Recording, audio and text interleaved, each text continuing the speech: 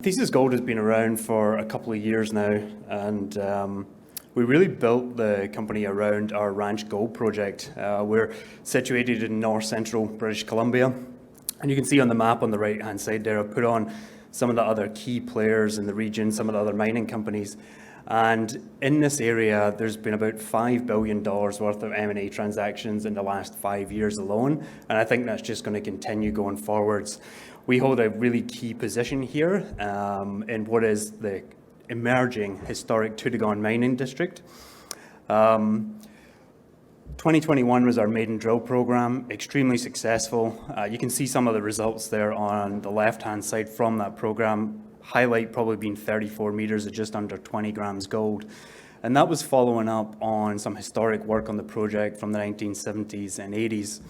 On the back of that extremely successful program in 2021, we planned and executed a much larger program last year, drilled about 40,000 meters on the project.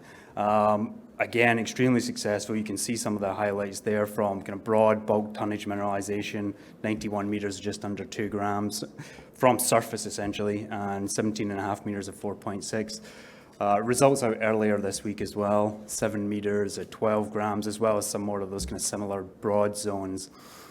New discovery we made this year as well, 120 meters of about 1 gram gold. And I'll go over all these in a little bit more detail, but that's the kind of tenor of results that we've been seeing on the Ranch project. As I mentioned, 40,000 meters completed last year. We still have some drill results to come out from that program over the coming weeks, so stay tuned for those. Quickly, in terms of the share structure, we've managed to keep this really tight. We've got under 65 million shares outstanding, and that kind of breaks down to management holds about 25% of the company, so we're certainly aligned with our shareholders, and about 60% institutional support with some key players in there, including Merck, Franklin Templeton, Eric Sprott, etc. And we're certainly well capitalized going into 2023's exploration season with about 14 million in the treasury. I'm going to skip over this. Because of the work that was completed in the area in the 70s and 80s, we're very fortunate in that the infrastructure in this area is fantastic, although it's quite remote. Being about 450 kilometres from Prince George, you can drive right to the project through Centerra Gold's Kemess copper gold porphyry deposit, on through Benchmark Metals Lawyers project, which is 3.6 million ounce low sulfidation epithermal system. I was actually the senior geologist on that project and helped take it to that current resource before stepping away and focusing on the Thesis's Ranch project. You can see at the end of the road there. So road access through the area. There's an airstrip just to the south of Benchmark. There's a power line tie-in at Centerra's porphyry deposit. And this area benefits a lot as well in terms of topography. It's not the kind of rugged coastal mountains of British Columbia that I'm sure a lot of you are familiar with. It's rolling hills, it's subalpine, very limited vegetation.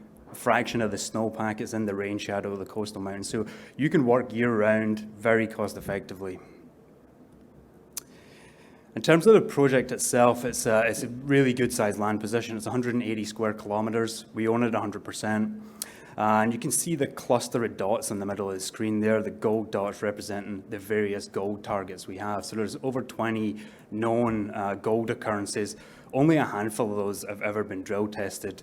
And we can go through some of these in a bit more detail. But, you know, as Tony mentioned earlier, I think one key thing that's critical is, you know, once you're really onto something, you know that there's a gold system there, especially because this is a high sulfidation epithermal system, which are renowned for having tricky metallurgy. It's important to get a good handle on that early on. And what we see is between 90 to 98% gold recovery and between all the various zones. So we took composite samples from, you can see on the screen there, the Ridge, Bonanza, Bingo, the various Thesis zones, exceptional gold recoveries using conventional methods for kind of low cost. So certainly de-risking the project as we move towards our maiden resource estimate.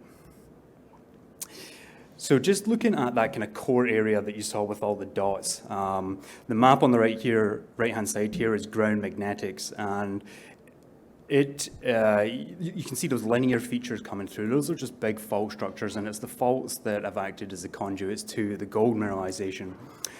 Also on the map are a series of dots, and those are basically historic drill collars and collars from our 2021 program.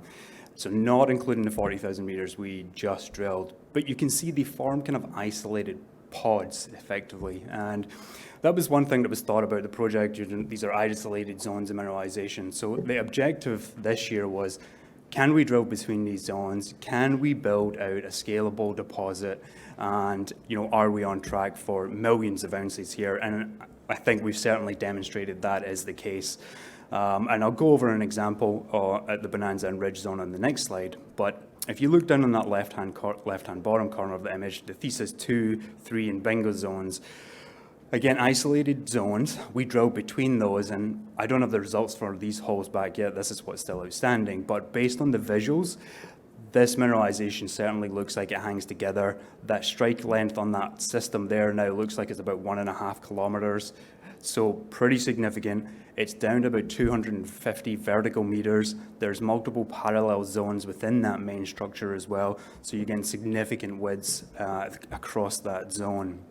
And then the Bonanza Ridge zone, the map on the right-hand side here is showing that. But you can see, again, you probably can't read the drill intercepts, but really the point is from the black dots, you can see that's the historical drilling. Red dots are 2021 and green dots are 2022's drilling. We've not only demonstrated that these zones are growing, we've managed to link them together. They now extend over about 700 meters in that northeast orientation, which is controlled predominantly by a large fault, but also the northwest oriented structures we've now documented, those are mineralized as well. And you can see the one on the left-hand side there is over 300 meters. We made a new discovery on that one on the right-hand side this year. So pretty quickly building something of significant size here in this one area alone. And you can see the cross-section on the left. Again, the text is too small to read, but really it's just there to demonstrate that this mineralization starts at surface, and there's really good continuity in the system to depth, and it's kind of wide open as we've at depth as well. Now, those were known zones of mineralization that we've been building out over time. And you can see them there on the map on the right, again, the Bonanza Ridge system, the Thesis structural corridor. But over the last couple of years, we've been pretty diligent as well about making sure that we're doing very kind of systematic exploration across the land package. So soils, rock sampling, detailed ground and airborne geophysics, mapping. And we have a slew of additional targets now. One of those targets was the Steve zone, ticked all the boxes. It's about 3.5 kilometers south of all of that known mineralization. We poked 2 holes into it last year, made a new discovery, 120 meters of about a gram. That was down 400 vertical meters from surface. It's the same type of alteration and mineralization that we're seeing at depth there as we see on surface. So I'm pretty confident we can go back to that this year and start filling that in, but pretty significant scalable system. The second hole we drilled there, 220 meters along strike from that, again intercepted the same system. So pretty big footprint emerging there, early days, but a pretty good standalone target by itself with the potential for 1 million plus ounces. The image on the right, I think, does a good job as well of illustrating the scale of this system. I mean, it's a high sulfidation epithermal system, but it's probably 40 square kilometers of advanced argillic silica alunite, pervasive alteration, and a structurally controlled epithermal field. And we have so many different targets through this area that share all the same characteristics as those known zones of mineralization that we're certainly going to be busy this coming summer with hopefully a drill program that is planned to essentially be the same as last year. We're looking to do 40 or 50,000 meters of drilling.